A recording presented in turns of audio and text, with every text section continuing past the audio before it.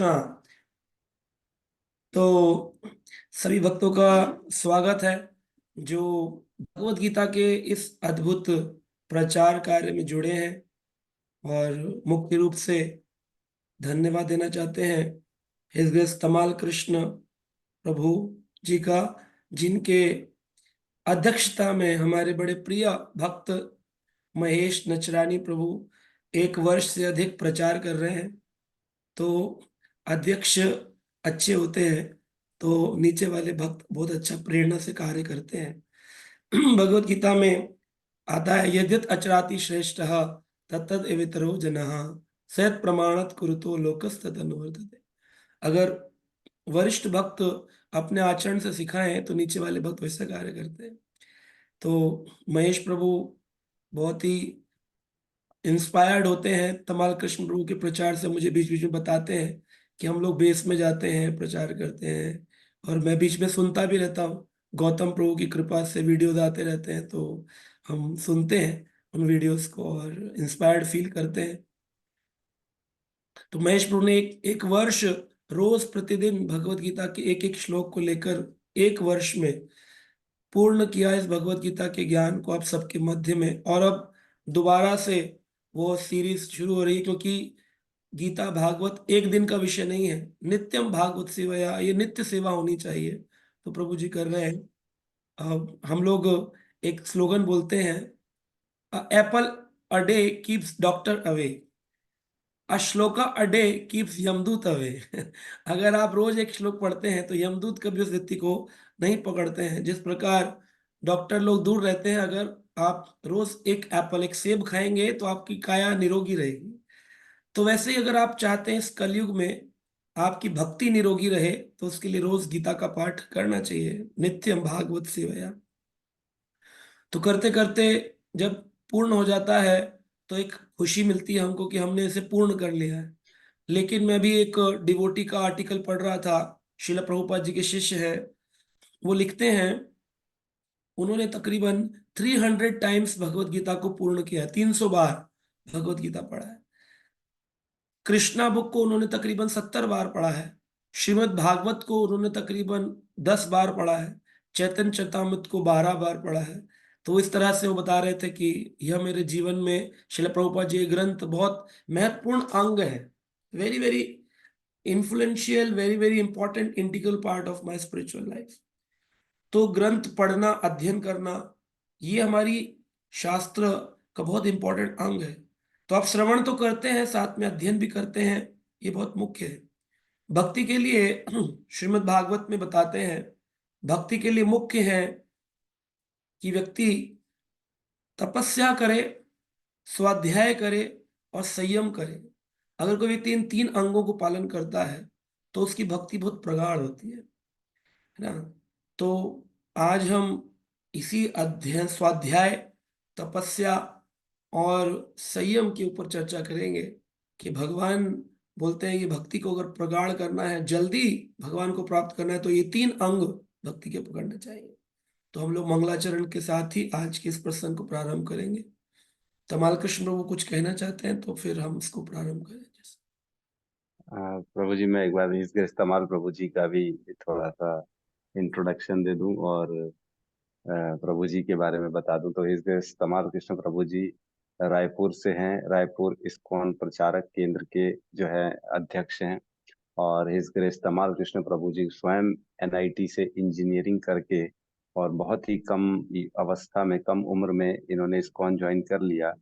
और बहुत ही उन्नत तरीके से प्रभु जी ने महाराज की सेवा की, जो कि आज यहाँ पे एक एग्जाम्पल क्रिएट हो चुका है रायपुर में कि हिज ग्रेस तमाल कृष्ण प्रभु जी ने जिस प्रकार की सेवा की, कोविड में सेवा की, ऐसा अद्भुत कार्य जो है ना कोई आम इंसान नहीं कर सकता। जो लोग डरते थे घर से निकलने में, उन्होंने उस समय में तमाल कृष्ण प्रभु जी ने महाराज जी को ऐसी सेवा की कोविड में, क्योंकि उनको कोविड हो गया था। तो स्वयं हॉस्पिटल में खड़े रहना, उनके लिए जाना, दौड़ धूप करना, बहुत बहुत अद्भुत कार्य किया और इनके ऊपर कृपा भी बहुत मिली। आज हम सब इनके अध्यक्षता में यहाँ ये इस्कॉन में जो है प्रचार केंद्र चला रहे हैं, प्रभु जी चला रहे हैं। और उसमें बहुत ही अच्छे तरीके से लोग जुड़ पा रहे हैं, बहुत लोगों ने जुड़ा है और इनके मार्गदर्शन में बहुत लोगों ने भक्ति और कृष्ण की जो है कृपा प्राप्त की है। तो इसके तमाल कृष्ण प्रभु का बहुत बहुत अभिनंदन। तो मैं चाहूंगा प्रभु जी कुछ कहें। थैंक यू प्रभु जी, थैंक यू सो मच।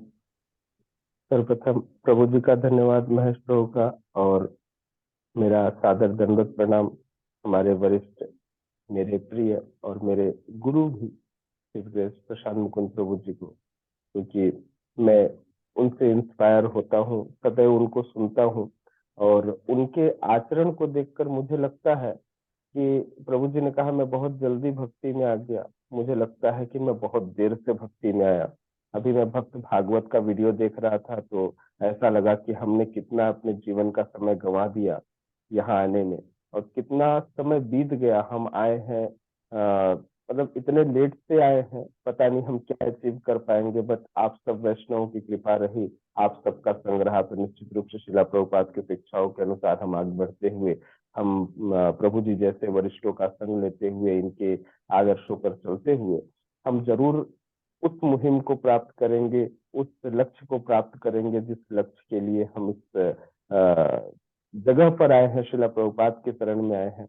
और साथ ही साथ मुझे प्रभु जी का, स्पेसिफिकली प्रशांत मुकुंद प्रभु जी का जो जीवन है, जो बहुत इंस्पायर करता है, किस तरह से एक आदर्श गृहस्थ होता है, जिस प्रकार से उन्होंने बच्चों को शिक्षा दी है। जब मैं दोनों बच्चों को देखता हूँ तो उन दोनों बच्चों को देखकर लगता है काश मैं इनका बेटा होता तो मुझे भी ये मौका मिलता, मुझे भी ये मौका मिलता कि मैं भी बचपन से भक्ति कर पाता। तो निश्चित रूप से मैं बहुत आभारी हूँ प्रभु जी का, और प्रभु जी जिस प्रकार से आचरण करते हैं, आज सभी गृहस्थों के लिए रोल मॉडल है, किस प्रकार से रहना चाहिए, कैसे हमें आगे बढ़ना चाहिए। मैं समय नहीं लूंगा, आज प्रभु जी का दिन है। प्रभु जी अब इसके आगे जिस टॉपिक के लिए आए हैं, प्रभु जी जिस कारण से आए हैं, मैं उनको सुनना ज्यादा पसंद करूंगा। Thank you so much. Hare Krishna. Thank you so much Mahesh Prabhu, आपका जो आपने मौका दिया मुझे। हरे कृष्णा।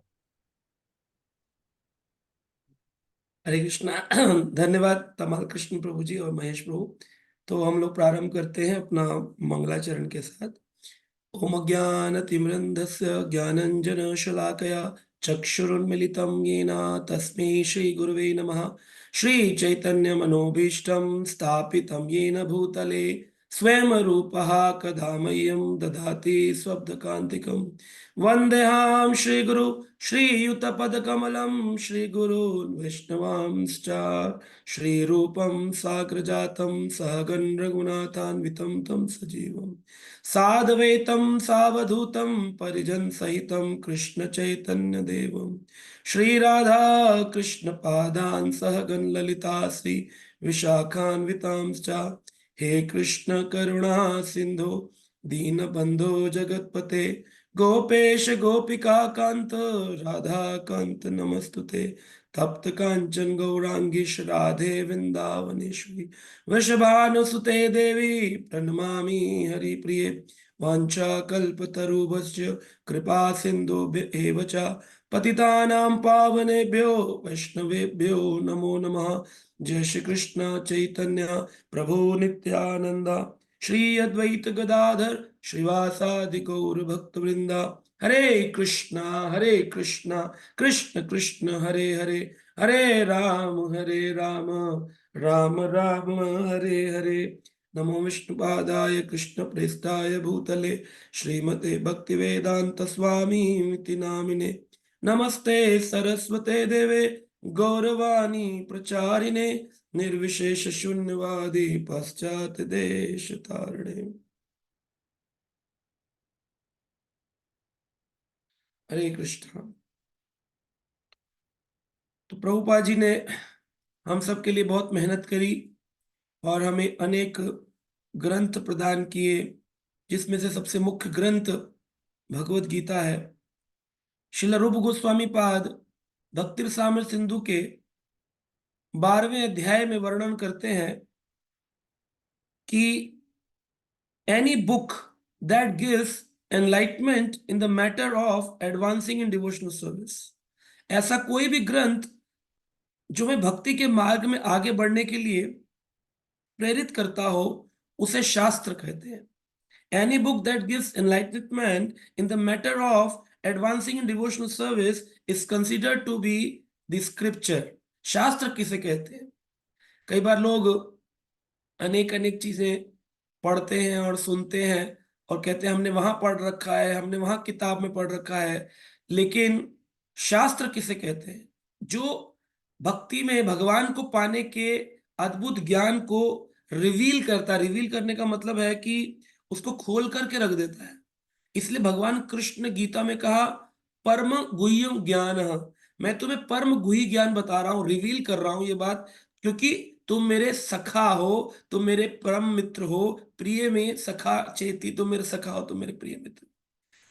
माधवाचार्य, रामानुजाचार्य, अनेक अनेक आचार्यों ने, श्री माधवेंद्रपुरी पाद, ईश्वरपुरी पाद, श्री स्वयं चैतन्य महाप्रभु जो भगवान है, उन्होंने गीता, महाभारत, पुराण इनको स्वीकार किया। आज कई सारे लोग ऐसे मिलेंगे जो इन्हें स्वीकार नहीं करते, और करते भी हैं तो अपने मन माने ढंग से 1000 से अधिक गीता के ऊपर टीकाएं भौतिक संसार के लोगों ने लिखी हैं। आप जाएं मार्केट में, बोले मुझे गीता चाहिए, तो आपको बहुत सारी गीता मिलेंगी, परंतु वह गीता जो लोगों के हृदय को परिवर्तित कर दे, ऐसी गीता नहीं मिलती है देखने के लिए। गीता के अंदर इंस्ट्रक्शंस तो वही हैं, 700 श्लोक, लेकिन उनके अनुभव करने वाले लोग अलग अलग हैं। जैसे एक बार एक व्यक्ति डॉक्टर के पास गया और डॉक्टर के पास जाके कहता है, डॉक्टर साहब मेरी माँ बीमार है, उनके लिए कोई दवाई दे दीजिए। तो डॉक्टर ने एक बोतल दवाई की दी और कहा शेक बिफोर यू गिव, इसको हिलाना देने से पहले, शेक बिफोर यू गिव। अब एक इंस्ट्रक्शन है, शेक बिफोर यू। आपने भी कभी कभी ये पाया होगा, इंस्ट्रक्शन डॉक्टर कहता है देने से पहले हिला लेना, शेक बिफोर यू गिव। अब वो अपने घर गया, उसकी माँ बीमार थी, उसने माँ को सोते में उठाया और पूरा हिलाने लगा, शेक, और इतनी जोर जोर से हिलाया, बुखार में पीड़ित माँ, वृद्ध माँ, इससे पहले कि वो दवाई लेती उसके प्राण निकल गए। वो डॉक्टर के पास गया, बोला डॉक्टर साहब मेरी माँ मर गई। बोले क्यों? बोले आप, मैंने वही इंस्ट्रक्शन फॉलो की जो आपने कहा, शेक बिफोर यू गिव। मैंने उसको हिलाया बहुत देर तक, और हिलाने के बाद जब दवाई देने लगा तो पाया कि वो मर गई। डॉक्टर बोला अरे मूर्ख, मैंने माँ को हिलाने को नहीं कहा था, शीशी को हिलाने को कहा था। तो इतनी छोटी सी बारीकी में इतना परिवर्तन हो सकता है। संस्कृत व्याकरण में कितना परिवर्तन हो सकता है। संस्कृत के श्लोकों को, तात्पर्यों को भी नहीं समझ पा रहे हैं लोग।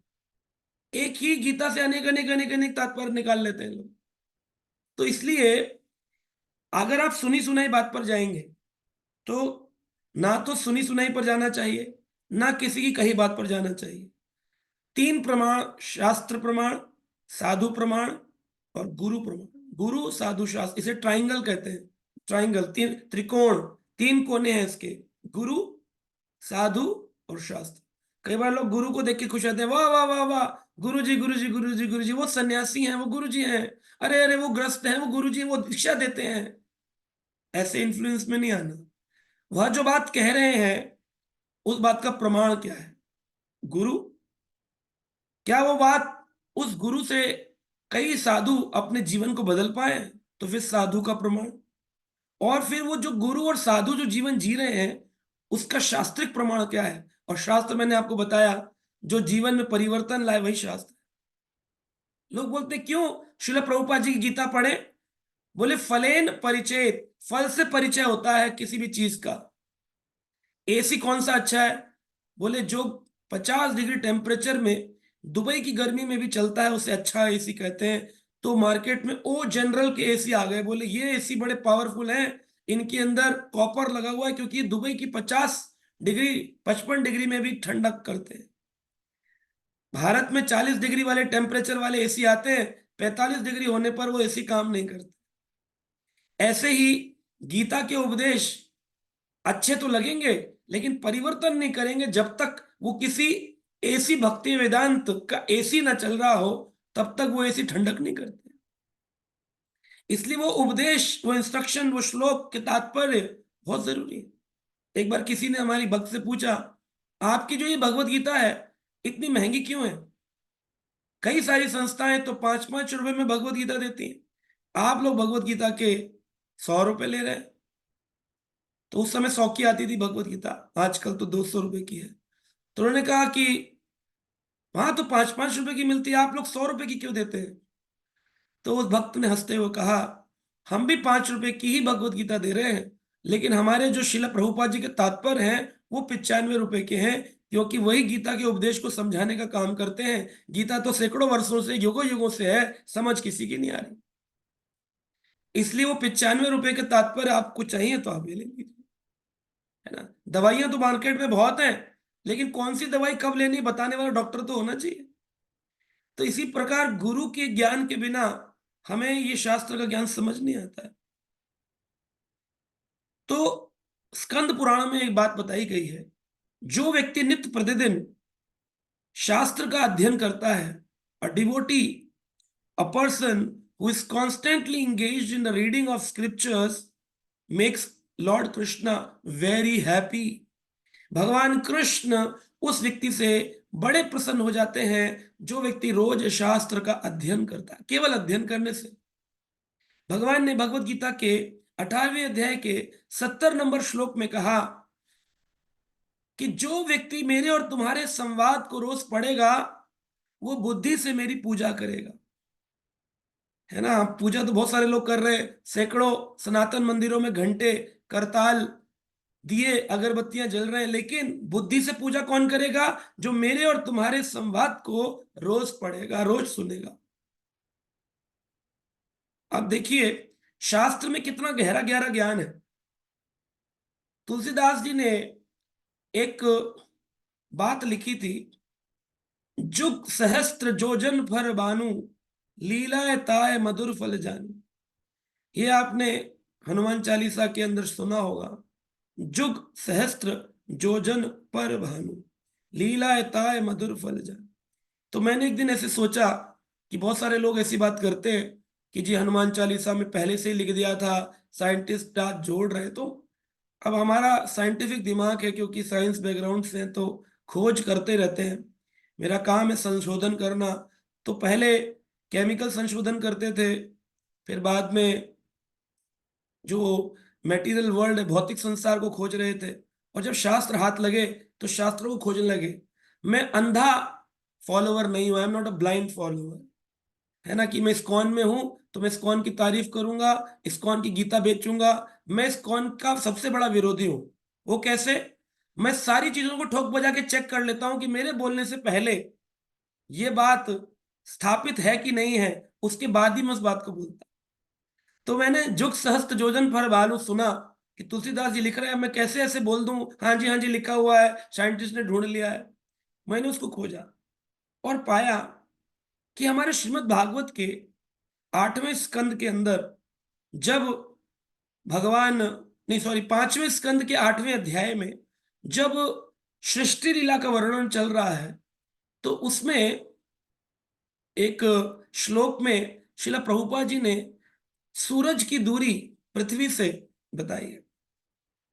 तो जब मैंने उस दूरी को देखा और काउंट किया कितने किलोमीटर बनता है, तो देखा 93 करोड़ किलोमीटर्स निकल कर आता है। 93 करोड़ किलोमीटर्स पृथ्वी से सूरज की दूरी। फिर हमने इस श्लोक को देखा, जुग सहस्त्र जोजन फर बानु, तो इसको भी देखा। तो अभी जुग का मतलब उसमें बताया गया है, सहस्त्र का मतलब बताया गया और जोजन का मतलब। तो जुग में बताते हैं 12,000, एक जुग मतलब 12,000, सहस्त्र का मतलब 1,000, योजन का मतलब एक योजन में 12 किलोमीटर होते हैं। तो 12 इंटू 12,000 इंटू 1,000 पर भानु, भानु का मतलब सूरज। तो पृथ्वी से इतनी दूर सूरज था। लीला ऐता है, लीला के लिए भगवान ने मधुर फल जानू, मधुर फल जानकर उसको खा लिया। अब इससे मल्टीप्लाई करिए, है ना। तो निकल करके आता है कि बिल्कुल सही बात है, उतने ही किलोमीटर बनता है जितना भागवत में वर्णन है। यानी कि तुलसीदास के रामचरितमानस भी हम ऐसे दोष नहीं लगा सकते कि अरे अरे ये तो शास्त्र विहीन संवाद है। ऐसे बहुत सारे प्रसंग देखने को मिलते हैं। तो शास्त्र पढ़ना चाहिए और गहराई से खोजना चाहिए, बिना किसी को बोले। पहले पढ़ो, समझो, सुनो, और फिर आप इसको बोलो तो आपको आनंद आएगा कि मैंने वह बात बोली है जो प्रमाणिक बात है। इसलिए श्रीमद् भागवत में कहते हैं 10वें स्कंद के 84वें अध्याय के 19 नंबर श्लोक में, ब्रह्मते हृदयं शुक्लम तपः स्वाध्याये संयम यत्र उपलब्धम सद्वाक्यम व्यक्तम अव्यक्तम च ततः परम। कहते हैं ब्रह्मते हृदयम शुक्लम, अगर तुम्हें अपने हृदय को स्वच्छ बनाना है, साफ बनाना है, तो 3 काम करो। भगवान कहते हैं तपः, तपस्या करो। तपस्या क्या है? रोज सुबह जल्दी उठो, जितना जल्दी उठ सकते हो, 3 बजे, 4 बजे, 5 बजे, इसके बीच में उठ जाना चाहिए।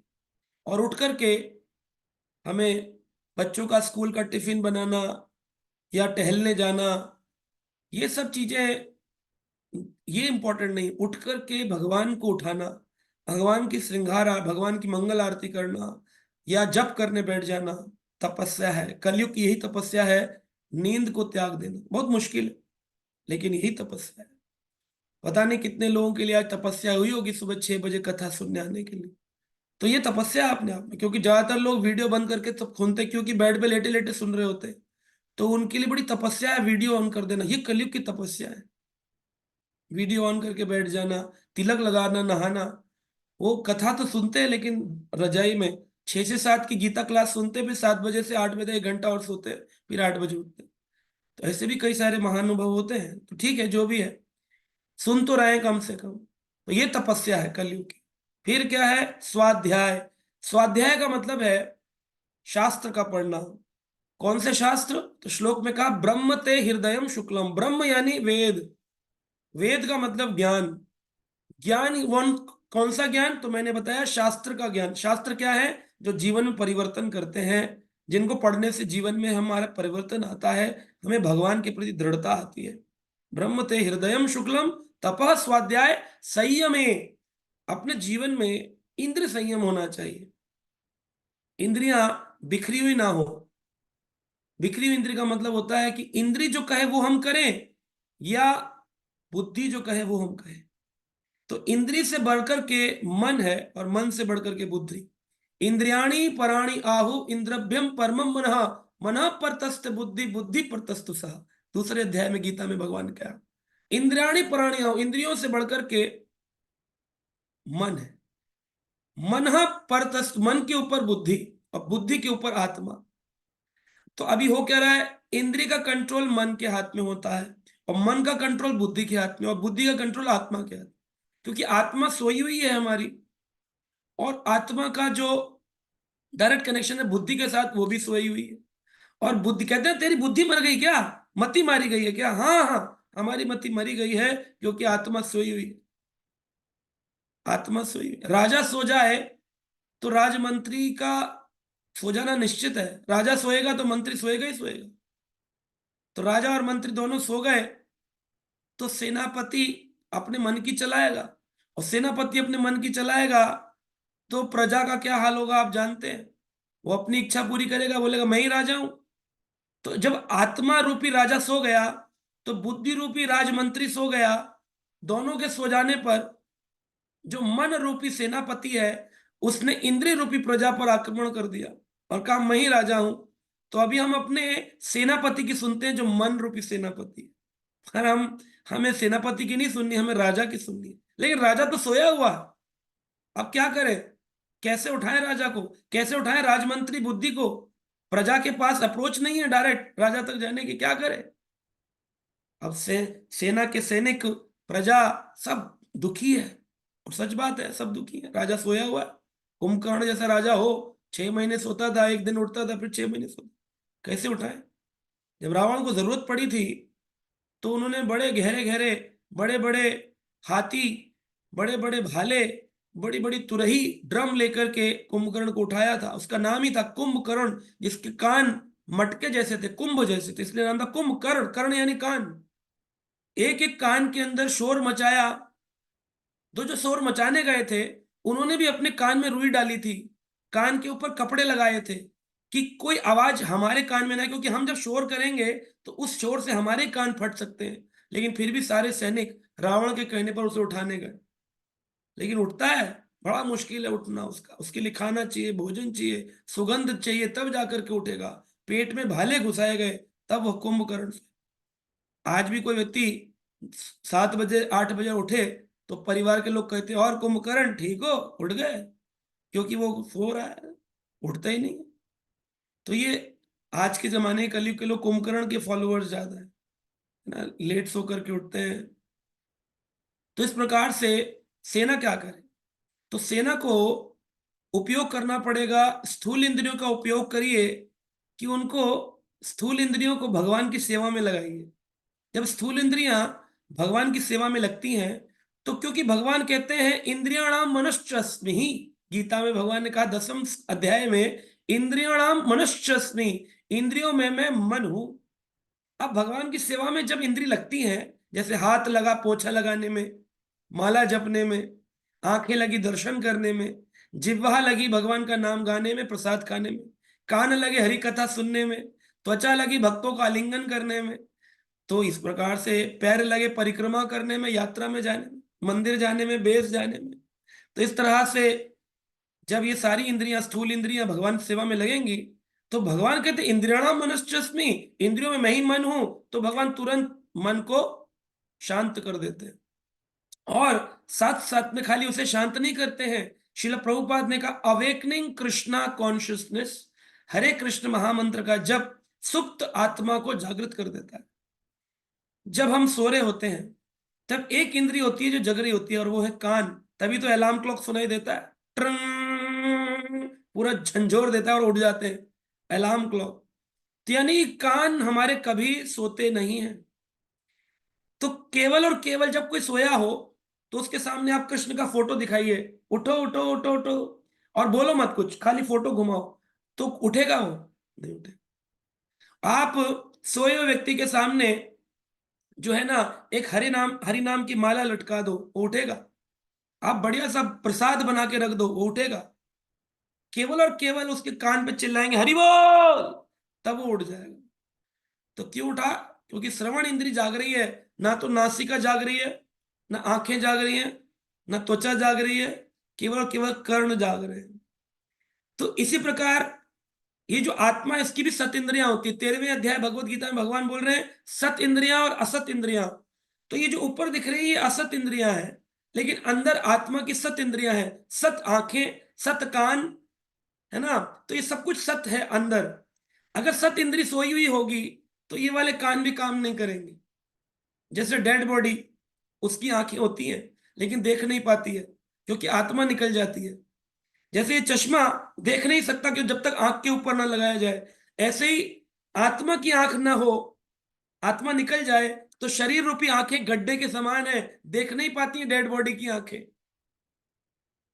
इसीलिए संसार के लोग दर्शन कितना भी कर ले, कितनी तीर्थ यात्रा कर ले, कितनी 4 धाम यात्रा कर ले, आंखों से सोई हुई चीज जाग नहीं सकती ना, अभी बताया। तो दर्शन करके आए जी द्वारका के, प्रसाद लाए आपके लिए, खाने से, सूंघने से, आंखों से जाग नहीं सकती आत्मा। आप जागते हो सोते में? फोटो देखने से? आप पति सो रहा और पत्नी फोटो ऊपर ऐसे नचकाए तो जाग पाएगा? नहीं जाग पाएगा। प्रसाद बना के रख दे और बोले कुछ नहीं, जाग पाएगा? सुगंध से नहीं जाग। तो कैसे जागेगा? आवाज लगाने पर। इसलिए प्रभुपाद जी ने कहा कि जो सुप्त अवस्था है उसको उठाने के लिए, उस राजा को उठाने के लिए, इंद्रियों को भगवान की सेवा में जब लगाते हैं तो भगवान अंतरात्मा से आवाज लगाते हैं, ए हरिबोल उठ जा, सो मत, जागृत अवस्था में आ। तब फिर वो सोई हुई आत्मा, वो जो राजा है, वह जाग जाता है।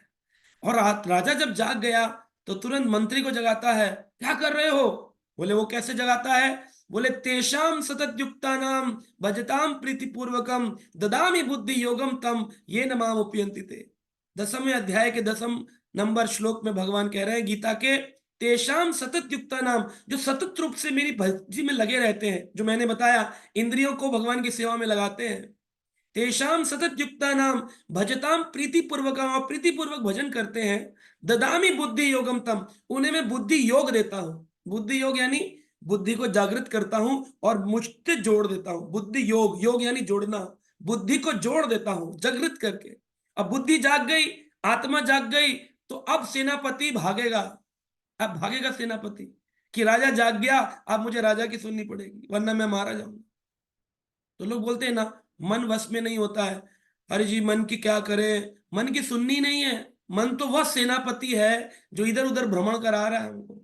हमारे को तो अब सारा प्रयास इसमें करना है कि हम अपनी सेना ऐसा शोर मचाए, ऐसा शोर मचाए सेना कि राजा जाग जाए। और वो शोर है हरि कथा का श्रवण, स्वाध्याय, तपस्या, संयम। तभी जागेगा राजा, वरना ये जो सुप्त अवस्था का राजा रूपी आत्मा है, जागने वाला। यत्र उपलब्धम सद व्यक्तम अव्यक्तम च ततः परम, भागवत का श्लोक कह रहा है। इसकी उपलब्धि क्या होगी? बोले अगर राजा जाग गया ना, आत्मा जाग गई, ग्रंथ पढ़ने से हृदय स्वच्छ होगा, बुद्धि जागृत होगी। यत उपलब्धम, उसकी उपलब्धि क्या होगी? सद व्यक्तम अव्यक्तम, व्यक्त यानी जो दिख रहा है, और अव्यक्तम जो नहीं दिख रहा है। दोनों का डिफरेंस समझ में आएगा कि भौतिक क्या है, आध्यात्मिक क्या है, सच्चाई क्या है, बुराई क्या है, करूं तो करूं क्या। च ततः परम, और परम कल्याणकारी ज्ञान प्राप्त होगा। तो यहां पर जो ब्रह्म शब्द का इस्तेमाल है, ब्रह्म शब्द का अर्थ है वेद, ज्ञान, शास्त्र। तो भागवत गीता और भागवतम ये जरूर पढ़ना चाहिए। सर्व वेदांत सारम ही श्रीमद् भागवतम इष्यते तद रसामृत तृप्तस्य न अन्यत् सयत कुचित रति। श्रीमद् भागवत के 12वें स्कंद के 13वें अध्याय श्लोक संख्या 15 में कहा गया है, सर्व वेदांत सारम ही श्रीमद् भागवतम इष्यते। सारे के सारे शास्त्रों का सर्व वेदांत, अभी हमने बोला ब्रह्म यानी वेदा, सर्व वेदांत सारम ही श्रीमद् भागवतम इष्यते। भागवत ही सारे के सारे शास्त्रों का सार है। सर्व वेदांत सारम क्या करता है? बोले गीता और भागवत जब पढ़ते हैं ना, तद रस अमृत तृप्तस्य, उसका रस जो अमृत है भागवत का, ये हमारे हृदय को तृप्त करता है। तद रसामृत तृप्तस्य, जब तृप्त होते हैं हरि कथा सुन के, भागवत की और गीता की, तो क्या होता है? ना अन्यत्र शायद रचित कुतः, हमारी रति, हमारा अटैचमेंट फिर और किसी चीज में हो ही नहीं सकता। अगर आप एक बार गीता और भागवत के रस में तृप्त हो गए, तो कब तक पढ़े गीता को? लोग पूछते हैं प्रभु जी ये ग्रंथ हो गया, आप कौन सा ग्रंथ पढ़े? क्या तुम इस ग्रंथ को पढ़कर तृप्त हो गए हो? Are you satisfied? और आपने औपचारिकता में एक श्लोक पढ़ लिया, किसी ने गा दिया, आधा सुना आधा नहीं सुना, किसी दिन सुना किसी दिन नहीं सुना, ऐसे नहीं। यत रस अमृत तृप्त, जब आप इसके रस अमृत में तृप्त हो जाएंगे, तब क्या होगा? ना अन्यत्र रति ही कुचतः, आपकी और कहीं जगह रति होगी ही नहीं। ये तो है प्रॉब्लम, क्या है मेटेरियल वर्ल्ड का, रति नहीं छूट रही है, संसार का अटैचमेंट नहीं छूट रहा है, संसार से बहुत रति है, बहुत प्रेम है। कामदेव की पत्नी का नाम है रति, पता है आपको? कामदेव की पत्नी का नाम है रति। रति और काम आपने कभी सुना हो? कामदेव और रति। जब भगवान शिव सती का नाश करके, जब दक्ष कुंड में सती का समाप्ति हुई, तो वो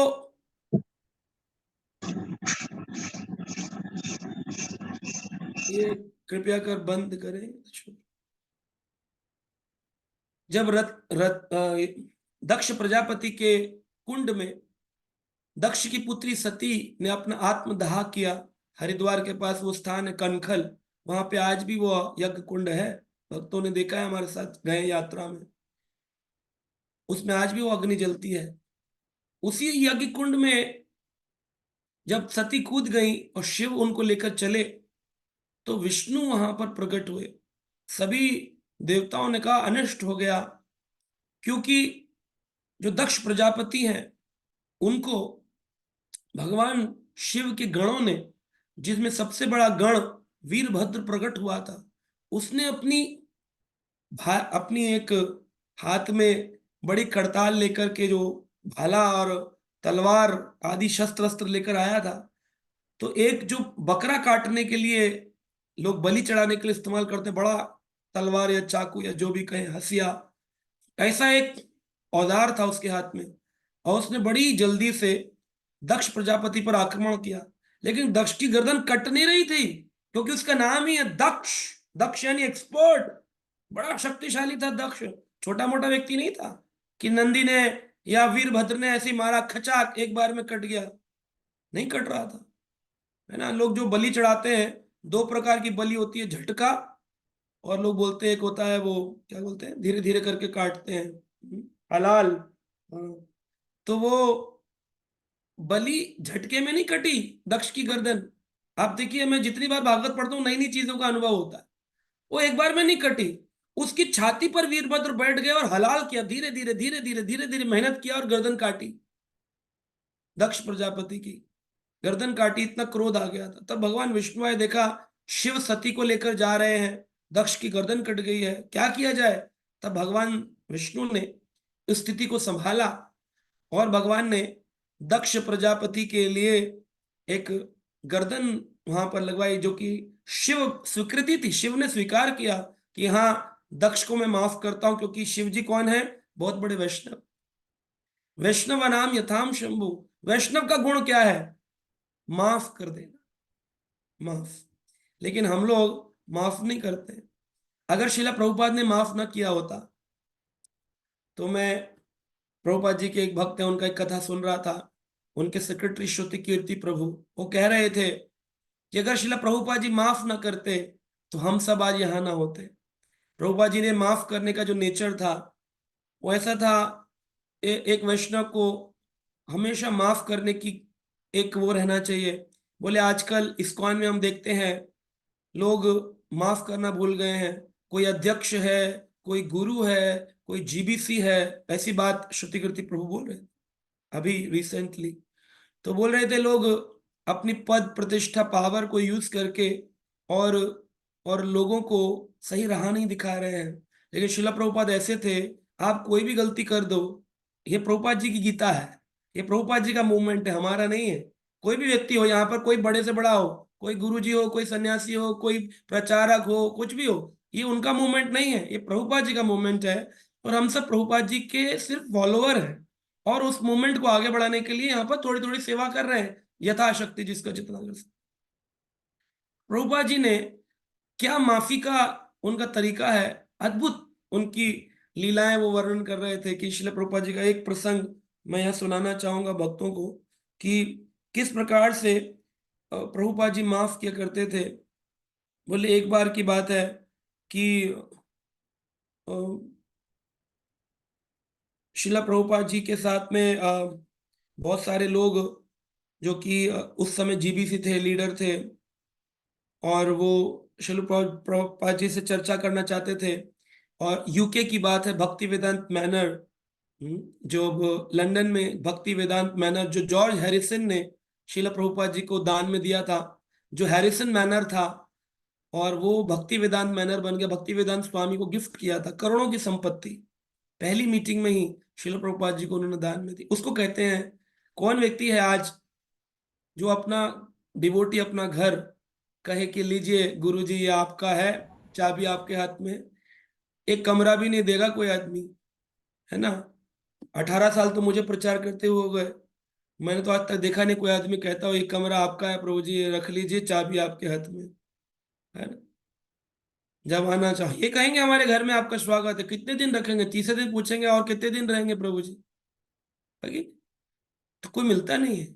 मैं चाहता भी नहीं हूं कि कोई मुझे दे, मेरी कांक्षा भी नहीं है, क्योंकि मुझे आसक्ति हो जाएगी, तो मेरे नहीं चाहिए। लेकिन कोई ऐसा होता नहीं। लेकिन जॉर्ज हैरिसन ने अपना पूरा पूरा करोड़ों की संपत्ति, बीटल ग्रुप के गिटारिस्ट थे उस समय। बीटल ग्रुप ऐसे था जैसे आज के समय में आपके बॉलीवुड के जो सिंगर हैं, है ना, कुमार शानू, अरिजीत सिंह और कौन कौन से, सोनू निगम, जैसे अब भारत में पैसे वाले सिंगर्स कहलाते हैं, ऐसे उस जमाने में रॉक स्टार में माइकल जैक्सन।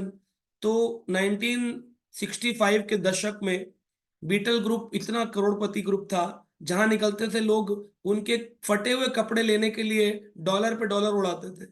उनका मेन गिटारिस्ट और सिंगर हैरिसन, जॉर्ज हैरिसन, तो वो प्रभुपाद जी को अपना मैनर गिफ्ट किए थे। बाद में उन्होंने प्रभुपाद जी से पूछा था, प्रभुपाद जी मुझे दीक्षा चाहिए। प्रभुपाद जी ने कहा मैं आपको दीक्षा देने योग्य नहीं हूं। ये कंपैशन, ये देखिए प्रभुपाद जी की स्थिति, है ना। आज हम सब गुरु बनना चाहते हैं और जिनसे सीख रहे हैं वो शायद उनको स्किप भी कर सकें, उनको अगर उड़ाने का मौका मिले तो उड़ा सकते हैं उनको बीच में से, बोले हम ही हैं सब कुछ, है ना। तो वो इस प्रकार का कलयुग का मौसम ही ऐसा है, कलयुग का वातावरण ऐसा है। प्रभुपाद जी उनको नाम दिए, तुम्हारे को दीक्षा की जरूरत नहीं है। बोले क्यों? बोले तुम तो पहले से ही भगवान के हरि सन, हरि सन है ना, हरि सन, हरि के पुत्र हो, तो हरि के पुत्र को मैं दीक्षा नहीं दे सकता, उनको दीक्षा नहीं दी। बोले दीक्षा तो उसको दी जाती है जो निकृष्ट हो, उसको गुरु कृपा करके दीक्षा देकर आगे बढ़ाता है। तुम तो इतने आगे बढ़े हुए हो कि तुमने अपनी सारी संपत्ति मुझको दे दी। अरे तुम तो भगवान के द्वारा भेजे गए हो ताकि मैं भगवान की सेवा कर सकूं, तो मैं तुम्हें दीक्षा देने योग्य नहीं। तुम ऑलरेडी हरिसन हो। तो वो भक्ति वेदांत मैनर में शिला प्रभुपाद जी आए और अपने कमरे में बैठे, और तभी देखा कि एक सन्यासी और एक प्रेसिडेंट उस मंदिर के जो होते थे उस जमाने में, सन्यासी यानी समझ लो आप 6-7 साल पुराने होंगे, जो डिवोटी उन्हें सन्यास दिया होगा तभी सन्यासी हैं। और एक प्रेसिडेंट जो 2-3 साल पुराना होगा तभी वो प्रेसिडेंट बना, क्योंकि उस जमाने में जल्दी जल्दी प्रेसिडेंट बन रहे थे, जल्दी जल्दी सन्यासी हो रहे थे। तो उन्होंने नॉक किया प्रभुपाद जी के डोर में, ठक ठक ठक ठक। प्रभुपाद जी ने कहा कौन? बोले मैं प्रेसिडेंट ऑफ द टेम्पल। तो प्रभुपाद ने कहा ओके कम इन। देखा साथ में एक सन्यासी डंडा लेके भी आए हैं। प्रेसिडेंट ब्रिटेन का था, यानी लंदन का रहने वाला था, ब्रिटिश था। और उसने आते ही कंप्लेंट करना शुरू किया। तो हमारे इस्कॉन की क्या हायरार्की है? शिला प्रभुपाद, प्रभुपाद जी के नीचे जीबीसी, जीबीसी यानी गवर्निंग बॉडी कमीशन, जीबीसी के नीचे president of the temples, president के नीचे प्रीचर्स ऑफ द टेम्पल, फिर प्रीचर्स के नीचे devotees of the temple congregation, फिर कॉन्ग्रीगेशन के नीचे वो उनके फैमिली मेंबर्स उनके। तो इस्कॉन का मतलब क्या है? बोले ISKCON, ISKCON is of the people those who come to ISKCON. What is ISKCON? बोले इस्कॉन वह है जो लोग उससे जुड़े हुए हैं, वही इस्कॉन है। ऐसा नहीं कि इस्कॉन कोई बिल्डिंग का नाम है। इस्कॉन क्या है? बोले इस्कॉन वही है जो लोग उसमें जाते हैं, यानी आप सब इस्कॉन है ना। ऐसा नहीं कि कोई इस्कॉन संस्था, बोले आप इस्कॉन गए, वो इस्कॉन कोई टेम्पल नहीं है। अगर ईंट पत्थर से टेम्पल बनता तो हजारों टेम्पल बने हुए भारत में। तो इस्कॉन क्या है? बोले ISKCON is meant for devotees. जैसे डेमोक्रेसी के लिए बोलते हैं ना, by the people for the people of the people, वैसे ही ISKCON is of the people by the people for the people, only for the devotees, भक्तों के लिए, भक्तों के ही द्वारा बनाया गया है एक संस्था, ताकि भक्त लोग मिलकर एक छत के नीचे हर जाति संप्रदाय के आकर भगवान का भजन कर सके। तो उन्होंने कंप्लेन करना प्रारंभ कर दिया कि प्रेसिडेंट ने, कि हमारे जो जीबीसी है ना, वो मॉर्निंग जपा नहीं करते, चैंटिंग नहीं करते, साधना नहीं करते। जीबीसी प्रभुपाद जी ने बनाए थे, जो उस एरिया के गवर्निंग बॉडी कमीशन थे, सीनियर थे, और उनके लिए प्रेसिडेंट कंप्लेन कर रहा है। तो शिला प्रभुपाद जी ने उनकी पॉइंट को सुना नहीं, क्रोध किया। प्रभुपाद जी ने गुस्से से ऐसे देखा और कहा, who gave you the power to criticise the GBC? किसने तुमको ये ताकत दी कि तुम जीबीसी का अपमान करो, उनकी बुराई करो? मैंने तुमको क्या परमिशन दी है दोष देखने के लिए? क्या तुम अथॉरिटी हो?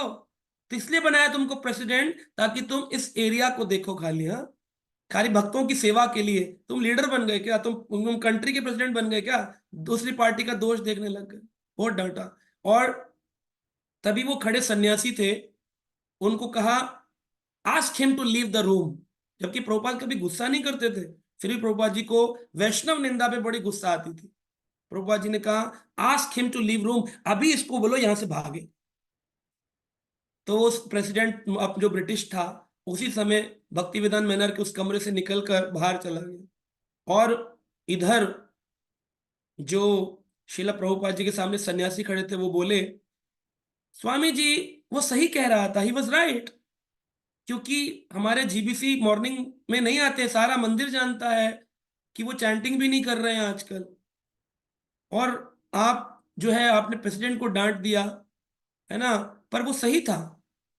तो शिला प्रभुपाद जी ने सन्यासी से कहा कि तुम जानते हो, अर्जुन जब भगवान कृष्ण की सेवा कर रहे थे, मैंने ये प्रसंग इसलिए सुनाया क्योंकि गीता से जुड़ा हुआ है, कि जब अर्जुन भगवान श्री कृष्ण की सेवा कर रहे थे उस महाभारत के युद्ध में, तो उस समय उनके पास में जप का माला नहीं था, लेकिन वो सेवा कर रहे थे।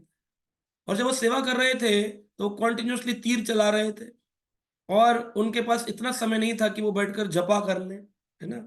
तो क्या भगवान कृष्ण ने उन्हें रिजेक्ट किया कि तुम जप तो करते नहीं हो, आगे लड़ने, पहले जपा करो फिर लड़ने आओ? लेकिन क्योंकि वो भगवान के कहने पर सेवा कर रहा था, तो भगवान का उत्कृष्ट प्रेमी था, भक्त था, प्रिय था, सखा था, भगवान बड़े प्रसन्न हुए थे।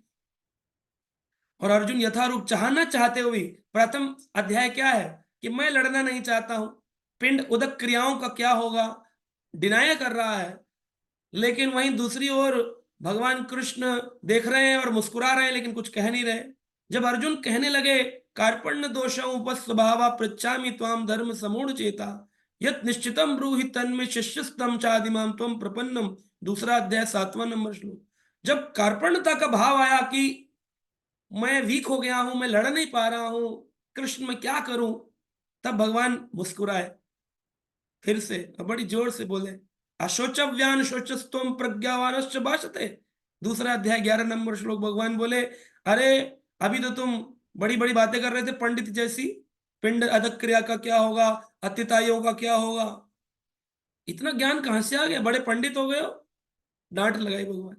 यानी कि शास्त्र ज्ञान लेने से पहले गुरु की डांट जरूरी है। गुरु की डांट से, गुरु डांटता इसीलिए चेक करने के लिए ये टिकाऊ है या चलाऊ है टिकता है कि भाग जाता है डांट से। भगवान ने भी अर्जुन को डांटा अशोचाव्यान शोचस तुम प्रज्ञावान भाषते। तुम बड़ी प्रज्ञावान बातें कर रहे थे, बड़ी बातें करते थे। नाम शोचितम पंडिता, क्या तुम अपने को पंडित मानने लगे थे? तब अर्जुन बोले नहीं प्रभु गलती हो गई, आप बताइए। तब भगवान ने गीता का ज्ञान प्रारंभ किया। देव अस्मिनिम यथा देह कौमरम यौवनम जरा तथा देयांतर प्राप्ति धीरस्तत्र नाम यति। दूसरा अध्याय 13 नंबर श्लोक। भगवान ने गीता ज्ञान देना प्रारंभ किया आत्मा के ज्ञान से। पहले बोले पहले ये तो जान लो अर्जुन तुम हो कौन, खामा खां के लिए ये मर गया वो मर गया। तो स्टार्टिंग ही गीता के ज्ञान की कि हर अवस्था में ये आत्मा जाती है, कौमर में, यौवन में, जरा में, और फिर बाद में मृत्यु को प्राप्त करके अगले शरीर में जाती है ज्ञान। तो प्रभुपाद जी ने यह बात बताई कि अर्जुन उस समय जप नहीं कर रहे थे, फिर भी भगवान ने उन्हें रिजेक्ट नहीं किया, भगवान ने उनकी सेवाओं को स्वीकार किया। सो प्रभुपाद जी ने उस सन्यासी को देखते हुए कहा there are two type of people, दो प्रकार के लोग होते हैं भगवान के भक्त। Like one you people and like one like me. ये कुछ मेरे जैसे होते हैं, कुछ तुम्हारे जैसे होते हैं। क्या बोले? You discourage people, I encourage people. तुम लोगों को डिस्करेज करते हो और मैं लोगों को एनकरेज करता हूं। वो ये नहीं करता, वो ये नहीं करता, वो नहीं करता, तुझे ये करना पड़ेगा। जो 6 बजे नहीं आएगा वो बेकार डिवोटी है। वो जो ये नहीं करता, वो उसने किया क्या है मोमेंट के लिए, उसको इग्नोर करके तुरंत किसी एक चीज को पकड़ लेंगे। कोई भी नया व्यक्ति आएगा और वो आकर के दूसरे व्यक्ति में दोष दोषारोपण करने लग जाएगा, और बाकी की जो समाज है वो इतना मूर्ख है, वो फटाक से दोष दृष्टि में एक्सेप्ट, हाँ हाँ हाँ हमें भी लगता तो था इनमें ये दोष है, तुम तुरंत दोषों को एक्सेप्ट कर लेते। प्रभुपाद जी ने नहीं किया, जबकि प्रभुपाद जी मूवमेंट के आचार्य है, फाउंडर आचार्य। प्रभुपाद जी ने कहा you discourage people, I encourage people, you can also leave. आप भी जा सकते हैं। और सन्यासी भी चले गए। तो प्रभुपाद जी ने जीबीसी को बुलाया। अब बुलाया तो क्या कहा, तुम आते क्यों नहीं हो मंगल आरती, जब क्यों नहीं करते हो? डांटा नहीं। प्रभुपाद जी ने कहा मैं ऋणी हूं आपकी सेवाओं का, अगर आप ना होते तो ये पूरे एरिया में प्रचार नहीं होगा। लेकिन मैं आपसे विनती करता हूं कि अगर कभी समय मिले तो सुबह जल्दी आया करो, ताकि सब लोगों को इंस्पिरेशन मिले आपसे। बस काम खत्म। ये नहीं बोला कि लोगों ने शिकायत की आपको मैं डांट लगाना चाहता हूं, लोग क्या कह रहे हैं आपके बारे में। प्रभुपाद जी कोई ऐसी बात कहते नहीं थे जिससे किसी का दिल दुख जाए ना। और एक बात को एक बार बोल देते थे, डांट देते थे, दोबारा उसको रिपीट नहीं करते थे, याद नहीं करते थे कि तुमने उस समय ऐसा किया था, याद है, भूल गए, ऐसे नहीं करते थे। क्योंकि बार बार उस बात को बोलने से सामने वाले को दुख लगेगा। एंड इसीलिए आज हम 2024 में भी कोई लेक्चर करते, कथा करते हैं, लोगों को बुलाएं तो 20 25 50 लोग जोड़ना मुश्किल होता है ऑनलाइन। उस जमाने में प्रभुपाद जी जब क्रॉस मैदान बॉम्बे में लेक्चर देते थे, 10,000 लोग, 10,000 पीपल अटेंडेड फर्स्ट लेक्चर, जिससे हिज होलीनेस राधानाथ स्वामी महाराज जुड़े उस क्रॉस मैदान के लेक्चर से। प्रभुपाद जी का 10,000 लोग सुनने आए। आ जाते हैं। LIC बिल्डिंग 1975 LIC बिल्डिंग में प्रभुपाद जी लेक्चर दे रहे थे दिल्ली के अंदर, 5000 लोग। आज हम जाते हैं 50 लोग इकट्ठा करना मुश्किल हो जाता है डिवोटीज को। आज 2024 में व्हाट्सएप है, मैसेजिंग है, सब कुछ है, तब प्योरिटी नहीं है ना। सारा प्रॉब्लम है लेक्चर कितने बड़े दे लो, प्योरिटी नहीं है, प्रेम नहीं है। हम अपमान करने में विश्वास रखते हैं बजाय दूसरों का सम्मान करने में। जैसे भी करके मैं बड़ा हो जाऊं, दूसरे को छोटा दिखा दूं, जहां मौका मिले मैं आगे बढ़ जाऊं। कितनी गीता पढ़ेंगे? भगवान ने बोला भजताम प्रीति पूर्वक, मेरा प्रीति पूर्वक भजन करो। और भगवान का भजन करने का मतलब है उनके ग्रंथों से प्रेम करो, उनके भक्तों से प्रेम करो। तब हो सकता है शायद ये गीता का ज्ञान हमारा जीवन परिवर्तित करे। ठीक है, तो मैं ही समाप्त करूंगा। श्रील प्रभुपाद जी की हम सब इस पथ पर चल सके और हमारी वाणी मीठी हो।